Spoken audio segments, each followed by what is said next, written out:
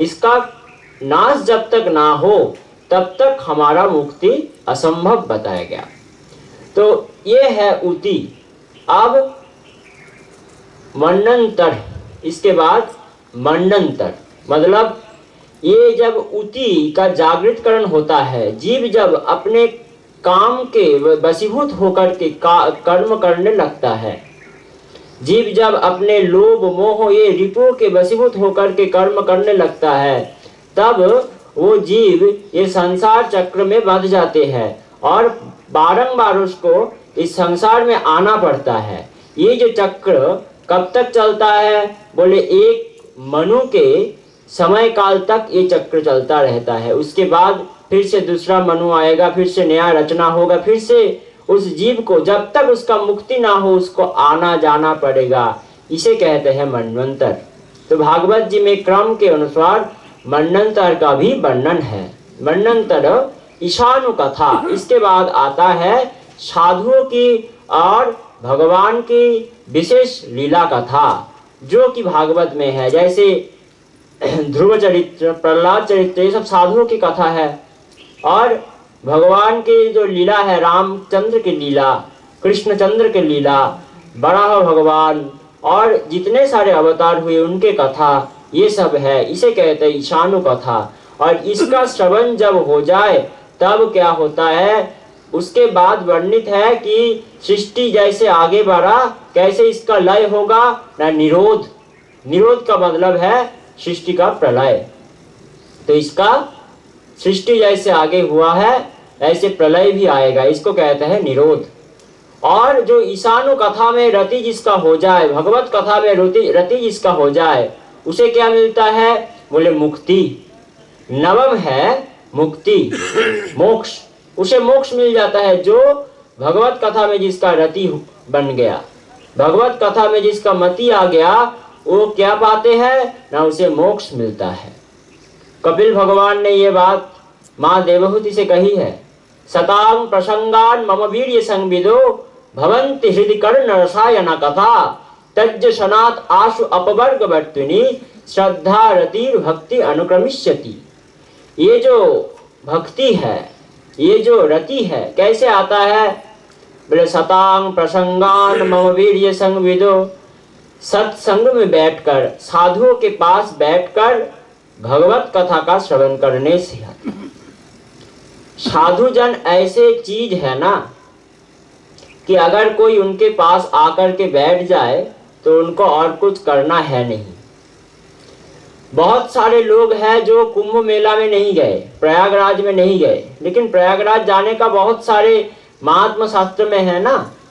तो जो लोग नहीं गए वो क्या करें, कैसे जाए?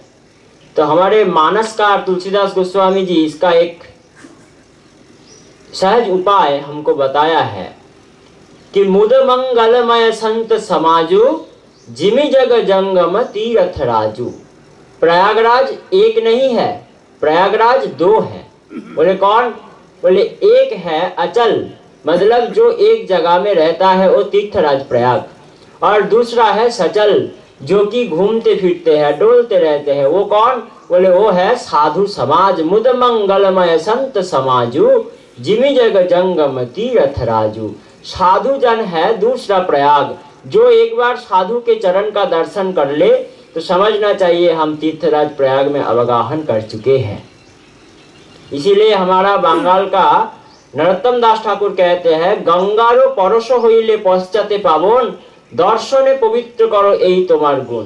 गंगा का स्पर्श करना पड़ता है, गंगा में अवगाहन करना पड़ता है, उसके बाद हम पवित्र होते हैं। लेकिन साधुजन कैसे है? उनका दर्शन मात्र से हम पवित्र हो जाते हैं और कुछ नहीं करना पड़ता। तो ये जो ईशानु कथा है, साधुओं की कथा, भक्त की कथा, भगवान का कथा, इससे ही मुक्ति आता है। नवम है मुक्ति। और जो दशम है लक्षण, अंतिम लक्षण, उसे कहा गया आश्रय तत्व। मतलब ये आश्रय का वर्णन करने के लिए ही भागवत का रचना हुआ था। लेकिन आश्रय क्या है उसको समझाने के लिए पहले 9 लक्षणों का वर्णन किए हैं शास्त्र में, भागवत में। उसके बाद अंतिम में आश्रय तत्व का वर्णन करते हैं। और हमारे श्रीधर स्वामीपाद टीका में बताया है कि दशमे दशमं लक्ष्यम आश्रिताश्रय विग्रहम श्री कृष्णाख्यं जगत धाम परम धाम नमामितम। ये जो दशम लक्षण है आश्रय, ये कहाँ पर वर्णित है ना? भागवत जी का दशम स्कंद में आश्रय तत्व का वर्णन परिपूर्ण रूप से है। और वहां पर किसका लीला है? बोले श्री कृष्णाख्यं जगत धाम, कृष्णचंद्र की लीला कथा वहां पर वर्णित है। तो आइए हम लोग आगे चलते हैं। हमारे आलोच्य विषय है गोपी गीत के ऊपर। तो गोपी गीत के पहले कैसे गोपी गीत का प्रारंभ हुआ, आज थोड़ा उसका श्रवण कर लेते हैं। उसके बाद गोपी गीत के एक एक श्लोक के ऊपर जितना तक होगा हम चलते रहेंगे। बोलिए आनंदमयी माँ की, भागवत भगवान की, कृष्ण कन्हैया लाल की, निताय चैतन्य प्रेमानंदे हरि हरि बोल। घड़ी को थोड़ा इस तरफ कर दीजिए।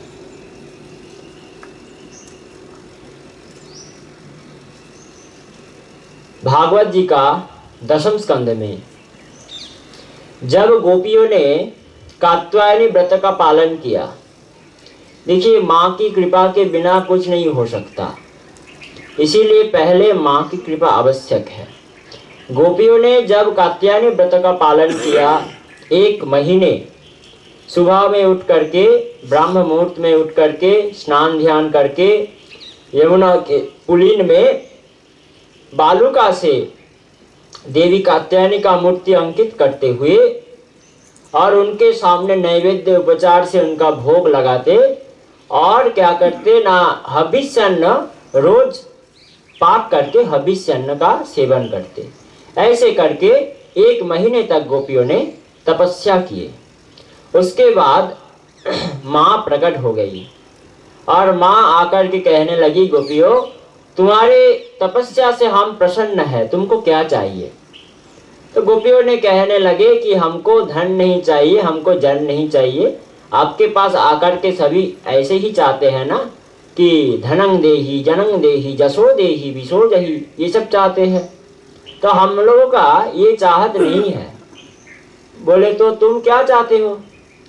तब गोपियों कहते हैं, कात्यायनी महामाये महाजोगी नधीश्वरी नंद गोप सुतंग देही पतिंग में कुरुते नमः।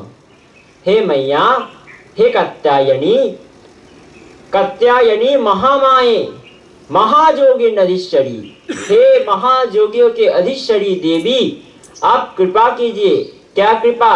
बोले नंद गोप सुतंग देवी। बोले नंद गोप का जो पुत्र है, जो सुत है, उसको हम पति रूप में पाना चाहते हैं, तो आप हमको वो दे दो। देखिए हम लोग भी माँ के पास चाहते हैं कुछ ना कुछ। कल महाराज जी बता रहे थे कि रहस्यमय आश्रय, तो हम लोग भी चाहते हैं। लेकिन गोपियों का जो चाहत है, गोपियों का जो इच्छा है माँ के पास से, तो वही असली चाहने वाला चीज है। क्या? ना भगवान को पाना, उनको पा लेना उनके पास से, क्योंकि माँ ही उनको दे सकता है। तो इसीलिए जब माँ उनको कृपा किए, उसके बाद कृष्णचंद्र ने गोपियों का वस्त्र हरण लीला किए। वस्त्र हरण का मतलब है आवरण का उन्मोचन। ये जो मल विक्षेप आवरण हमारे ऊपर है, इसके अंदर आवरण, जीव तो अपने चेष्टा से मल को हटा सकता है, विक्षेप को हटा सकता है, लेकिन आवरण का निवृत्ति करना ये जीव के वश का नहीं है, ये भगवान के कृपा के अंतर्गत है। इसीलिए आवरण का उन्मोचन तो वही कर सकते हैं। आवरण कैसे हटे? न भगवत कृपा से आवरण जाता है। जब मल विक्षेप साधन करते हुए मल विक्षेप का निवृत्ति हो जाता है, तब भगवत कृपा से आवरण उन्मोचित हो जाता है और भगवान दिखने लगता है। इसीलिए गोपियों का जो एक क्षुद्र लज्जा था अंदर में, तो उसका नाश करने के लिए भगवान ने वस्त्र हरण लीला किए। उसके बाद उनको प्रतिश्रुति दिया कि आगामी आने वाले 1 साल के अंदर किसी एक दिन शरतकालीन पूर्णिमा रजनी में तुम्हारा मनवासना हम पूर्ण करेंगे। ऐसे कह दिया भगवान। इसके बाद बहुत सारे लीला हुआ और 1 वर्ष बीत गए और भगवान कृष्णचंद्र तब अष्टम वर्ष के थे। और एक दिन क्या हुआ, शरतकालीन पूर्णिमा की रात्रि था, शारद पूर्णिमा, और भगवान कृष्णचंद्र रात में यमुना के तट पर, बंसी बट के तट पर आकर के खड़ा होकर के सोचने लगा, कितना सुंदर ये वृंदावन है। वृंदावन कैसे है? बोले जिसको देख करके भगवान को प्रेम आ जाए उसका नाम है वृंदावन। जब भागवत में वर्णित है, जब कृष्णचंद्र गोकुल से वृंदावन की ओर आए तब कहते हैं कि वृंदावनम गोवर्धनम यमुना पुलिनानि च विक्षासित उत्तमा प्रीति। वृंदावन को देख करके, गोवर्धन को देख करके, यमुना पुलिन को देख करके राम और माधव मतलब बलराम और कृष्ण के हृदय में उत्तम प्रीति जाग गई। तो भगवान के अंदर भी जो प्रेम जगा सकता है, भगवान को भी जो आनंद दे सकता है, आनंद समुद्र को भी जो आनंद दे सकता है, उसका नाम है वृंदावन। बोले प्रेम का कोई मूर्ति नहीं होता, आकार नहीं होता, वो अगर आकार धारण कर ले तो उनका नाम है वृंदावन। तो ये जो वृंदावन का शोभा है, उस शरतकालीन पूर्णिमा में और भी शोभा वृंदावन का हो गया था, उसको देख रहे हैं कृष्णचंद्र। तो भागवत में सुखदेव गोस्वामी पाद रास पंचदश का सूचना करते हैं पहला वाला श्लोक से कि भगवान पिता रात्रि शरदोत्फुल्ल मल्लिका वीक्षरन्तोन्मनश्चक्रे जोग मायामुपाश्रिता। भगवान पिता रात्रि, भगवान अपि, पहले ये भगवान शब्द का प्रयोग किया है सुखदेव गोस्वामी पाद ने। भगवान क्यों कहा? ये रासलीला जो है ये भगवान का भगवत्ता को छोड़ करके आना पड़ेगा यहाँ पर। जब तक महादेव शिव के रूप में था तब तक रास में उनका प्रवेश नहीं हुआ। भगवान के जब ऐश्वर्य गुण चला जाए और वो अपने आप को साधारण मानने लगे कि मैं भी एक आपके जैसा ही हूँ साधारण, तब उनको रास में प्रवेश मिलता है। भगवान वृंदावन में जब तक थे ना तब तक अपने आप को भगवान कभी नहीं सोचा, नंगे पैर चलते थे। वृंदावन से बाहर जाने के बाद उन्होंने पैर में पादुका की धारण किए, लेकिन उसके पहले जब तक 11 साल 52 दिन कृष्णचंद्र वृंदावन में थे तब तक एक दिन भी कृष्णचंद्र पैर में पादुका का धारण नहीं किया। तो भगवान भी जब भूल जाए कि मैं भगवान हूं तब उनको रास में प्रवेश मिलता है श्री जी के कृपा से। तो क्यों सुखदेव गोस्वामी ने पहले ही भगवान शब्द का प्रयोग कर दिया? कहते हैं टीकाकारगण कि ये जो रास लीला है ये कृष्णचंद्र की सबसे गोपनीय, सबसे गुह्यतम लीला है। इसका जो कोई श्रवण करेगा, जो कोई पठन करेगा, वो जैसे होता है ना कि गंगा सागर में कोई अगर नहाने जाए, बहुत गंगा का बहुत ज़्यादा स्पीड है जैसे हरिद्वार में होता है, तो वहाँ पर क्या होता है, चेन रहता है, उस चेन को पकड़ के डुबकी लगाना पड़ता है। क्यों बोले नहीं तो स्रोत में बह जा सकते हैं कोई, तो चेन को पकड़ना पड़ता है रहने के लिए। वैसे ये रास का जो स्रोत है ये ऐसी स्रोत है कि अगर हम इस भगवान रूपी चेन को ना पकड़ के रखें तो क्या होगा, हम भूल जाएंगे कि ये लीला भगवान का है और हम समझ बैठेंगे कि ये साधारण मनुष्य के जैसे एक साधारण नायक नायिका के प्रेम है और हमारा अपराध हो जाएगा, भूल हो जाएगा। हम हीरे को कांच समझ करके छोड़ देंगे। इसीलिए इस भगवान रूपी चेन को पकड़ के रास रूपी गंगा में, रास रूपी प्रेम समुद्र में हमको गोता लगाना पड़ेगा। तो इसीलिए पहले कह दिया भगवान, अब भगवान अपि तारात्रि, भगवान अपि, भगवान होते हुए भी तारात्रि, वो रात को देख करके, वो निशि को देख करके, कैसे निशि? शरदोत्फुल्ल मल्लिका, जब शरदकालीन पूर्णिमा रजनी था और मल्लिका आदि पुष्प का शोभा चारों तरफ एकदम सौंदर्य वृद्धि कर रहा था वृंदावन का, तब ये जो मल्लिका पुष्प है ये शरदकालीन पुष्प नहीं है, ये बसंत काल का पुष्प है, बसंत ऋतु का पुष्प। मल्लिका, मालती, ये सब बसंत का पुष्प है।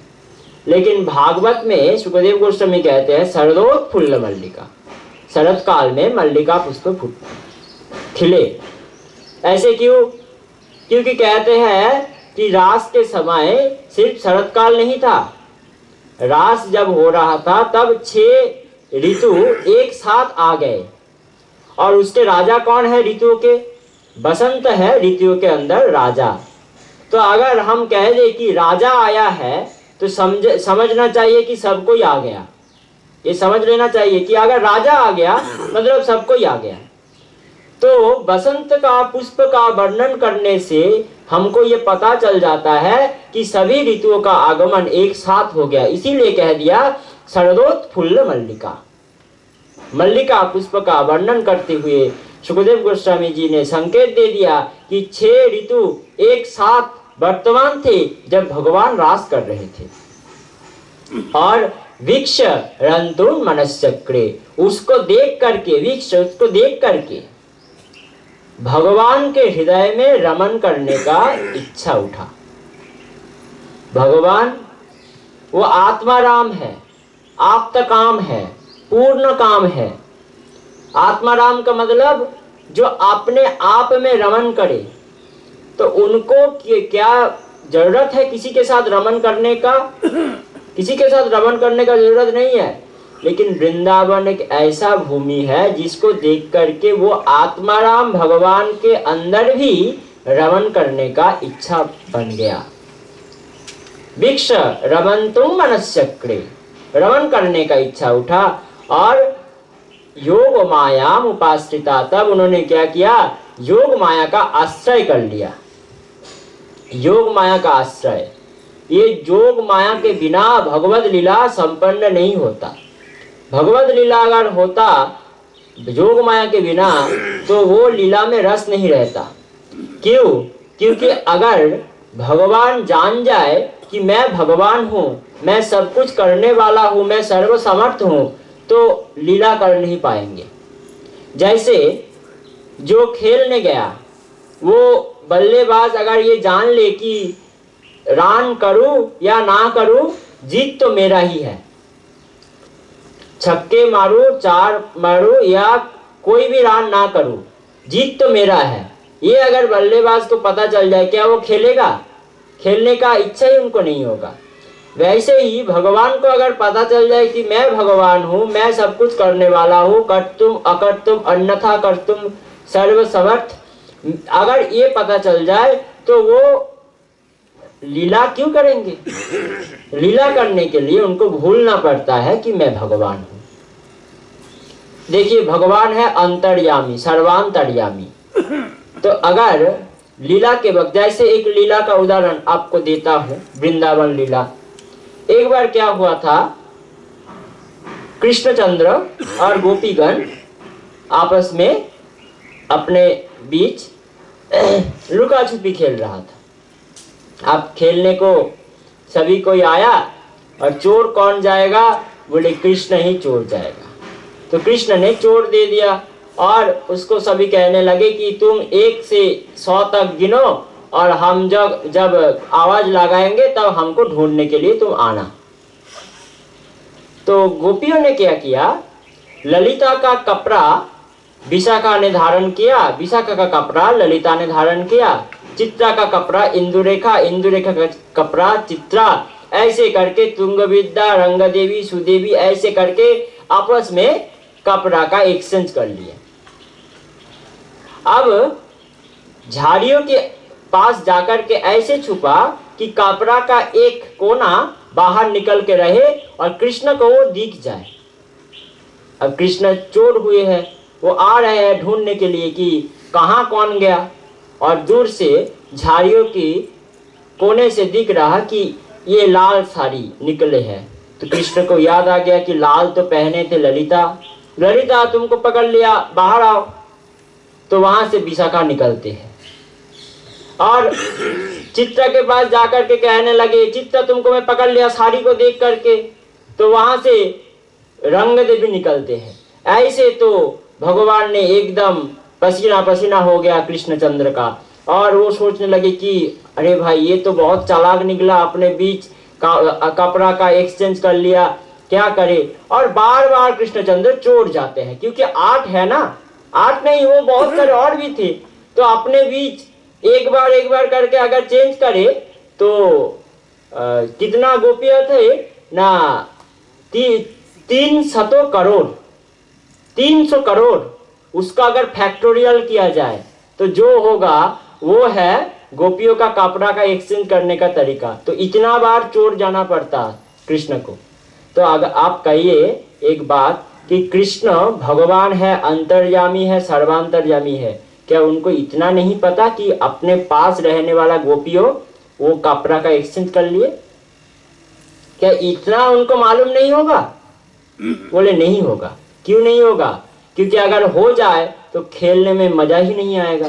तो मजा आने के लिए क्या किए, भगवान ने इस डिपार्टमेंट को योग माया को सौंप दिया और कह दिया कि तुम मेरे लीला का डायरेक्टर हो, जैसे तुम नाचाओगे वैसे मैं नाचूंगा। तो ऐसे कहकर भगवान ने उसको सब कुछ सौंप दिया और वो लीला का परिचालक है, परिचालनाकारी है। तो वो जैसे करते हैं भगवान का लीला वैसे ही संगठित होता है। तो इसीलिए लीला करने के पहले उनका आश्रित होना पड़ेगा भगवान को। लीला करने के लिए भगवान को योग माया का आश्रित होना पड़ता है, उसके बाद लीला प्रारंभ होता है।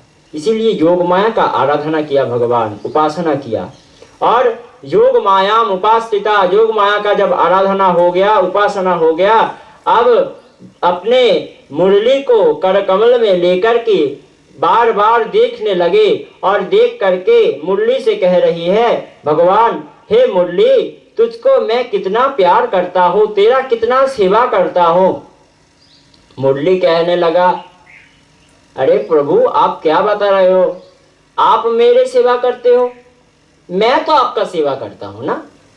अब जब जब मुझे आदेश देता हो कि उसको बुलाओ, इसको बुलाओ, मैं बुला के लाता हूं, तो मैं तो आपका सेवाकारी दास हूं, तो आप कैसे मेरा सेवा किए? बोले अरे मुरली तुझे पता नहीं, ये जगत सोचता है कि वो मेरा सेवा करता है, लेकिन ऐसे नहीं, मैं उनका सेवा करता हूं।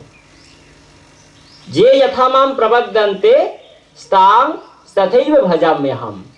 हम सोचते हैं कि हम भगवान का सेवा कर लेंगे, हम माँ के सेवा करेंगे, लेकिन हम नहीं करते, माँ ही हमारे सेवा करते हैं। ये इतने सारे कुछ इंतजाम, ऑक्सीजन है, ये खाना पीना है, ये सब देते हुए कौन हमको सेवा कर रहे हैं? भगवान ही हमारे सेवा कर रहे हैं। तो बंसी से कहने लगे, तूने मेरा सेवा नहीं किया, मैं तेरा सेवा कर रहा हूं। बंसी कहने लगे, कैसे सेवा कर रहे हैं? तो भगवान कृष्ण कहते हैं, देख, जब मैं तुझको मेरा अधर में धारण करता हूं, तब मैं तुझको सुलाता हूं। हम बिस्तर में तकिया में सोते हैं ना, तकिया लेकर के सोते हैं, तो भगवान का अधर मुरली का तकिया है, तो वहां पर तुझको सुलाता हूं। अब उसके बाद क्या करता हूं पता है? अधरामृत का प्रेरण करता हूं। मेरा अधरामृत जो पाने के लिए जोगी भी और तपस्वी भी लालायित रहता है, वो अधरामृत का प्रेरण मैं तेरा अंदर करता हूं, मतलब मैं तुझको खिलाता हूं। पहले सुलाता हूं, फिर खिलाता हूं, और उसके बाद तेरे चरण चापता हूं। कैसे? बोले जब मैं तेरे ऊपर से, तेरे छिद्र के ऊपर से उंगली चलाता हूं ना, तब तेरा चरण चापता हूं। अब बोल, इतने सारे सेवा मैं तेरा कर रहा हूं, मेरा हेल्प तू करेगा नहीं? तो मुरली कहता है आप इतना क्यों बात कर रहे हो, जो बोलोगे वो करने के लिए मैं तैयार हूँ, बताओ क्या करना है। तो कहने लगे आज का जो काम है वो थोड़ा डिफिकल्ट काम है। कहने लगे मुरली जाओ मेरे गोपियों को मेरे पास लाओ और उनसे कह देना कि आज रास होगा। मुरली कहने लगे ये तो मेरे लिए बहुत कठिन काम हो गया, कैसे उनको गृह से लाओ, क्योंकि वो तो अपने अपने गृह में अपने अपने पतियों के साथ, कोई तो अपने पुत्रों के साथ व्यस्त है, कैसे उनको लाओ। बोले उनके पास जाओ और जाकर के उनके कान में कह देना, गोपी के नाम के साथ मेरे नाम कह देना, बस वो चले आएंगे। जैसे ललिते श्याम, विशाखा श्याम, राधे श्याम, ऐसे कह देना और वो दौड़ते हुए मेरे पास चला आएगा। और बंसी ने क्या किए, भगवान का चरण रज लेकर के आगे बढ़ा और वृंदावन का आकाश बातास को मथित करते हुए बंसी का धुन चले। निशम्य गीतम तदनंग वर्धनम ब्रजस्त्रीय कृष्ण गृहित मानसा आजुग्मर अनन्याम लक्ष्मितोद्यमः सजत्र कांता जबलोल कुंडला। निशम्य गीतम तदनंग वर्धनम, भगवान का जो ये गीत है, भगवान मुरली से जो गान गाया है वो क्या है, निशम्य गीतम, सभी के लिए नहीं, सब उनको सुन नहीं पाया। कौन कौन सुन पाया, बोले जिसके लिए वो बजा वो ही उनको सुन पाया। हमारे परम गुरुदेव निताय चैतन्य परमहंस देव कहते हैं तार बासी जे जेमन शोने सभी मधु सबार काने, मतलब उसका बंसी जो जैसे सुनता है वो ही उसके पास मधुमय हो जाता है। जाकी रही भावना जैसी प्रभु मूरत तीन देखियो तैसी। तो इसीलिए सभी के लिए बंसी बजा, लेकिन जो जैसे है वो ऐसे सुने। ललिता सुना ललिता श्याम, राधा सुना राधा श्याम, विशाखा सुना विशाखा श्याम, ऐसे करते हुए सभी के पास बंसी गए और जाकर के उनके कान में बैठ करके कह दिया वो मंत्र, काम बीज जगो कलम बामदृशा मनोहराम। काम बीज क्लिंग का उपयोग किया भगवान ने यहाँ पर, और क्लिंग शब्द जाकर के सब गोपियों के कान में पड़ गया। और पढ़ने के बाद कोई गोपी तो अपने पति को खाना देकर गाय का गोबर साफ करने वाली थी, वो क्या किए, गोबर को ला करके पति के थाल के सामने रखा और थाली में पति को जो देना था वो गाय के सामने धर दिया। कोई गोपी तो अपने पुत्र को गोदी में लेकर के कुएं से जल तोड़ने के लिए गए थे, और वो क्या किए, बाल्टी को कुएं में फेंकने के बजाय अपने पुत्र को ही कुएं में फेंक दिया। ऐसे करके कोई कोई गोपी बहुत सुंदर श्रृंगार कर रही थी, तो उसका श्रृंगार कैसा हो गया, बोले आंखों का काजल चरण में लगाया, चरण का अलता आंखों में लगाया, ऐसे साज भी उनका उलट पलट हो गया। अब वो दौड़ रही है, सभी ने कहने लगी अरे गोपी कहाँ जा रहे हो, बोले आज श्याम सुंदर बुलाया है इसलिए जाना पड़ेगा, जाना ही है हमको, हम जा रहे हैं।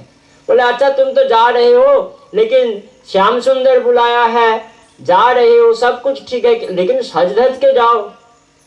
बोले अरे तुम्हारा घर में अगर चोर आ जाए, कुछ चोरी हो जाए, तुम क्या चोर को पकड़ने के लिए सज धज के जाओगे, सज करके जाना नहीं है, तब तो चोर कब का एकदम दूर चला जाएगा। क्या करना है, बोले जैसे हो वैसे चोर के पास पीछे पीछे दौड़ो। इसीलिए हम कोई आनंद करने नहीं जा रहे हैं, हमारा मन को चुरा के ले गए हैं कृष्ण का मुरली, और हम पीछे पीछे जा रहे हैं उस मन को लौटाने के लिए।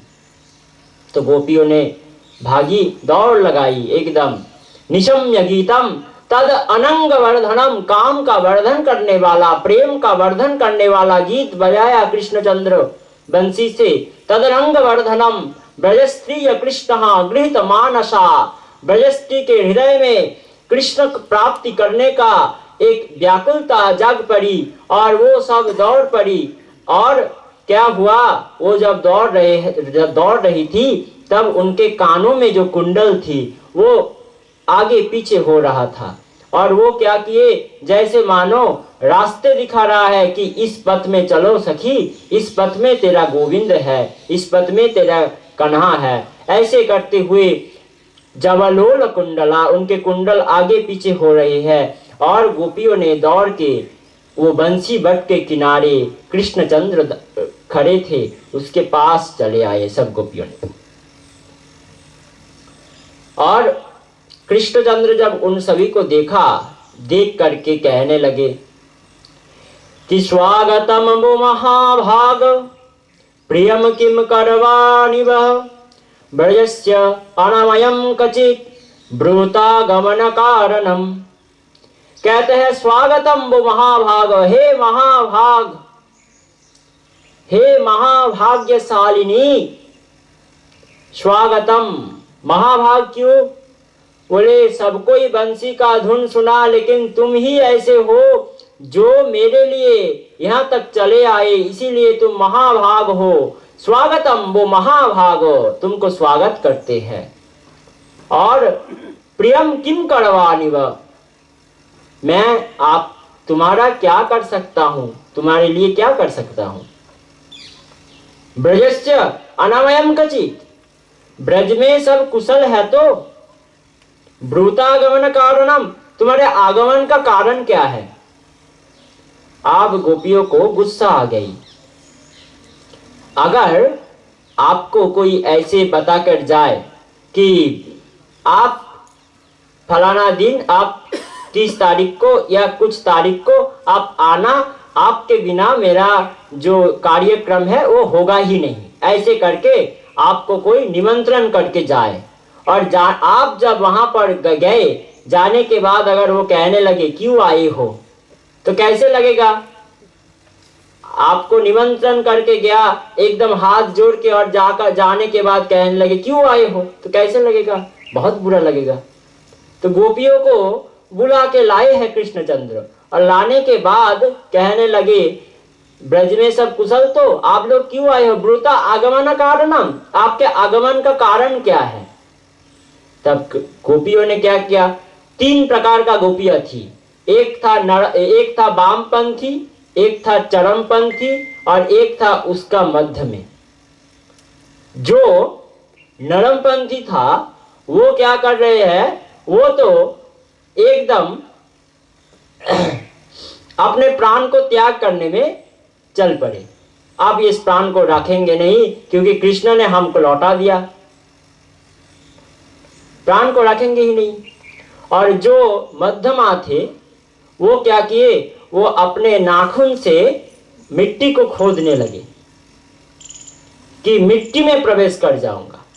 और जो चरम था वो अब अपने रूप में आ गए और कहने लगे कि ए कान्हाई, तुम क्या कह रहे हो। बोले तुम यहाँ पर क्यों आए हो वो तो बताओ, तुमने बुलाया इसीलिए आया। बोले मैंने कब बुलाया, मैंने तो तुमको नहीं बुलाया। बोले अच्छा तुमने नहीं बुलाया। बोले नहीं नहीं गोपी, तुम लौट जाओ और जाकर के पति का सेवा करो। बोले सेवा करने से क्या होगा। बोले पातिव्रत धर्म होगा। धर्म करने से क्या होगा। बोले धर्म करने से संस्कार बनेगा और तुम्हारा पुण्य होगा। पुण्य से क्या होगा। बोले अच्छे कुल में तुम्हारा जन्म होगा। जन्म होने से क्या होगा। बोले मेरा भजन करोगे। भजन करने से क्या होगा। बोले मुझको प्राप्त करोगे। बोले तुम हमारे सामने हो, तुमको इतना दूर से प्राप्त करना क्यों है, तुम तो हमारे सामने हो ना, प्राप्त तुमको यहाँ पर कर चुके हो। और गोपियों ने कहने लगी कि कृष्ण हम यहाँ पर प्रवचन सुनने नहीं आए तुमसे, वो तो बाद में तुम अर्जुन को सुनाना, एकदम खाली मैदान में सुनाना। अब हम प्रवचन सुनने नहीं आए। हम जो आए हैं प्रवचन सुनने नहीं आए। प्रवचन तो धार्मिक लोगों का काम है, उसके लिए गर्ग मुनि है, सांडिल्य ऋषि है। तुम्हारे जैसे चोर क्या प्रवचन देगा। तुम तो हमारे घर में चोरी करते हो, तुम क्या प्रवचन दोगे? ये धर्म है, ये अर्थ है, ये काम है, ये मोक्ष है, ये प्रवचन करने का बाद सांडिल्य ऋषि का है, गर्ग ऋषि का है, तुम्हारा लिए नहीं। तब कृष्ण ने कहने लगे कि लेकिन तुम लौट जाओ, यही तुम्हारे लिए सही है। बोले हाँ, हम लौट जाएंगे, ये बात तुमने सही कहे हो, लेकिन लौट जाएंगे तब जब हमारा खोया हुआ चीज हमको मिल जाए। बोले वो क्या? एक चीज हमारा चोरी हो गया। बोले कौन चोरी किया? बोले एक चोर है, वो चोरी किया। बोले वृंदावन में मेरे से भी बड़ा कोई चोर है? कृष्ण कह रहा है। बोले हाँ, एक चोर है जो चोरी किए हैं। बोले क्या चोरी हुआ? बोले हमारे मन चोरी हुआ। कौन चोरी किए? बोले तुम्हारे मुरली ने चोरी किए। अभी उसी को ढूंढ रहा हूं, मन मिल जाए तो हम लौट जाएंगे मन को लेकर के। अब कृष्ण कहने लगे कि मेरा मुरली तुम्हारा मन चोरी किया, इसके प्रमाण क्या है? प्रमाण तो होना चाहिए। तब गोपियों कहने लगी कि हमारे जो कान का कुंडल है ना, उसके पास बैठ करके ही तुम्हारा मुरली का धुन बताया, तुम्हारा नाम और आने के लिए तुम्हारा ठिकाना बता दिया, तो वही इसका प्रमाण है, उससे पूछ लो।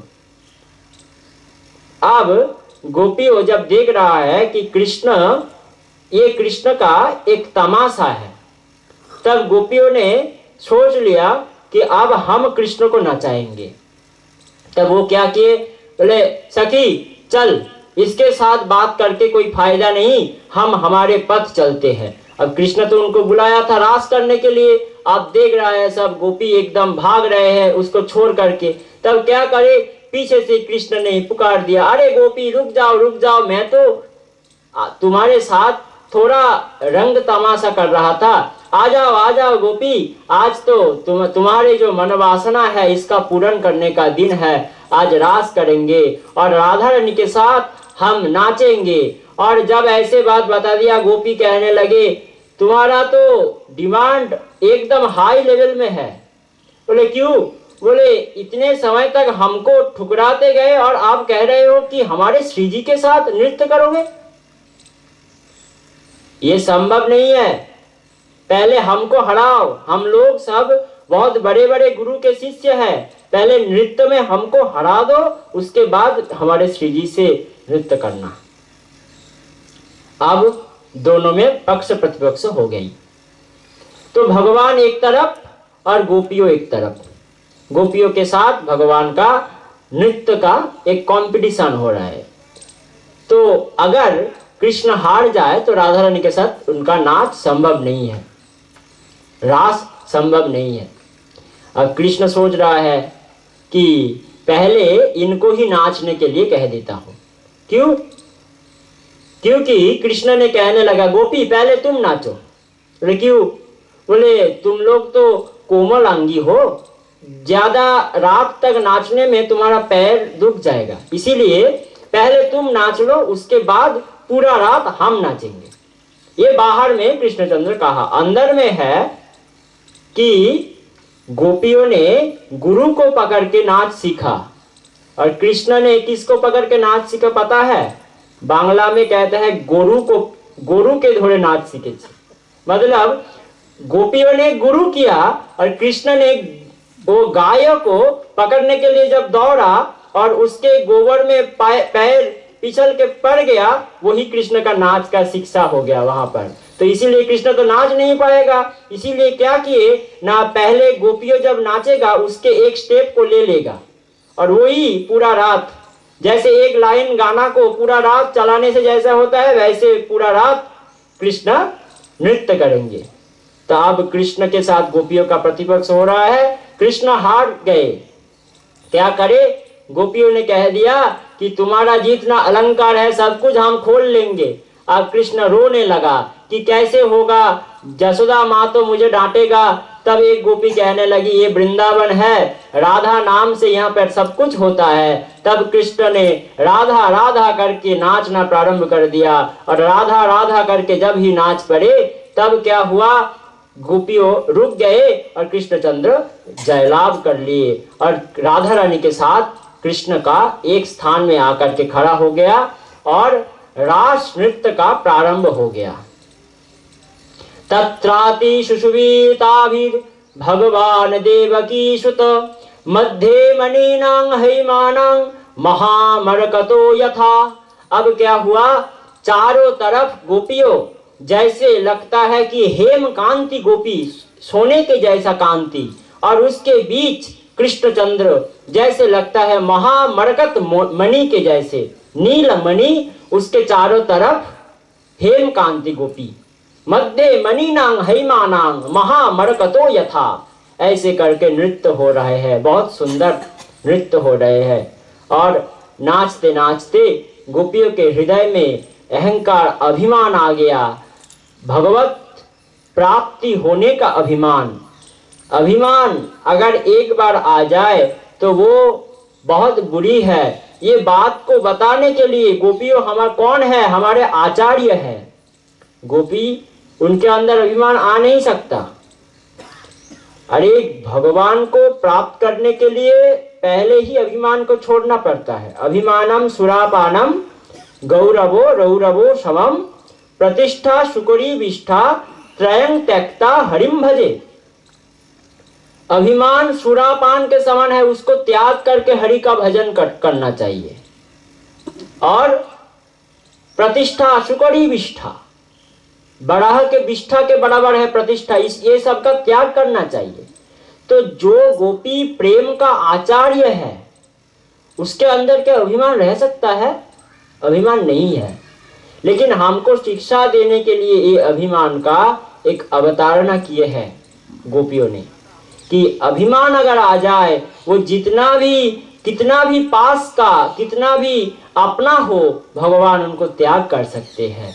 अभिमान के अधीन भगवान नहीं है। जो अभिमान को छोड़ा भगवान उसका है।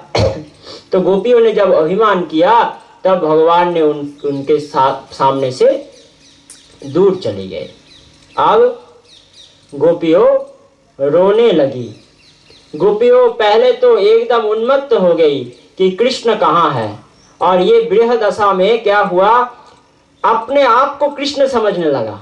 कोई गोपी कृष्ण हो गया तो कोई गोपी पूतना हो गया, कोई गोपी कालिया हो गया तो कोई गोपी कृष्ण होकर उनके मस्तक के ऊपर नाचने लगा। इष्ट के विरह में इष्ट का स्वरूप हो गया। यही अद्वैत स्थिति है ना, कि भगवान और मैं एक हूं। ब्रह्मविद ब्रह्मैव भवति। तो गोपी क्या हुआ उनके साथ, और वो कृष्ण हो गए, और कृष्ण होकर के कृष्ण के जैसे लीला कर रहे हैं वृंदावन में।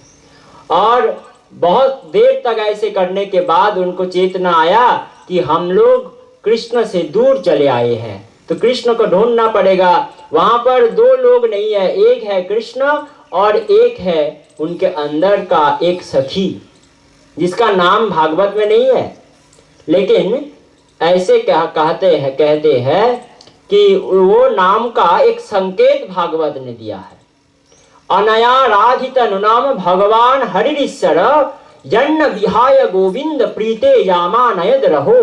अनया राधित अनुनाम, भगवान का आराधना करने वाली, अनया राधित अनुनाम आराधिता, भगवान जिसके द्वारा आराधित हुए हैं उसका नाम क्या है? आराधिका। ये नाम से अपभ्रंश होकर के हुआ राधिका।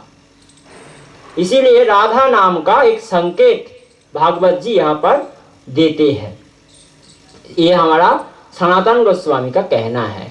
अनया राधित नुनम भगवान हरिश्वर, जो भगवान है, जो हरि है, जो ईश्वर है, जो सब रूप में है, जो सब रूप के परे है, सब नाम में है, सब नाम के परे है, वो जो भगवान है वो क्या हुआ? जन्न विहाय गोविंद प्रीते जामा नयद रहो। वो सखी के प्रीति के लिए, उस सखी को प्रेम करने के लिए हमसे दूर चले गए। ऐसे कहकर गोपियों ने रोने लगी और थोड़ा दूर जाकर के देखा कि वहां पर वृषभानुसुता राधा रानी बैठ कर रो रही है। और कहने लगा कि तुमको भी श्याम सुंदर ने धोखा दिया, तुमको भी छोड़ के चला गया? बोले हाँ, मुझको भी छोड़कर चला गया।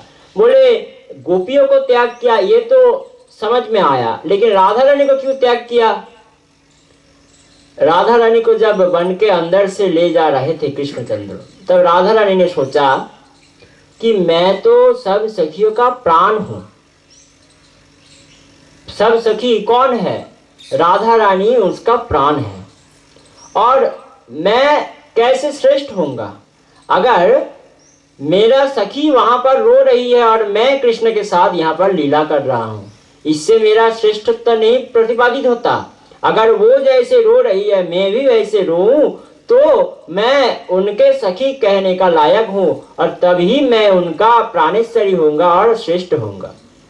तो इसीलिए क्या किए कृष्ण, ये राधा रानी का अंदर का जो ये भाव था ये कृष्ण ने समझ लिया और समझने के बाद वहां से अंतर्धान हो गए। और कृष्ण को विरह में राधा रानी बैठ के रो रही है और गोपियों के साथ उनका मिलन हो गया।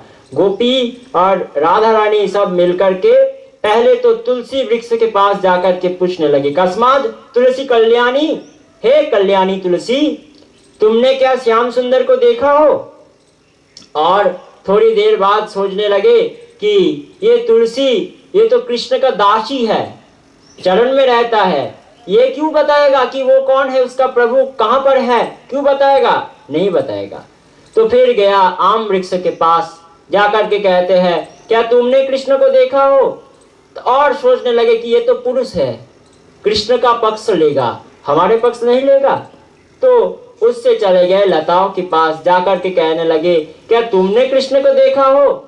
फिर से सोचने लगे कि ये जो लताएं है ये भी वृंदावन का है, ये भी कृष्ण का प्रेमी है, ये भी हमको नहीं बताएगा।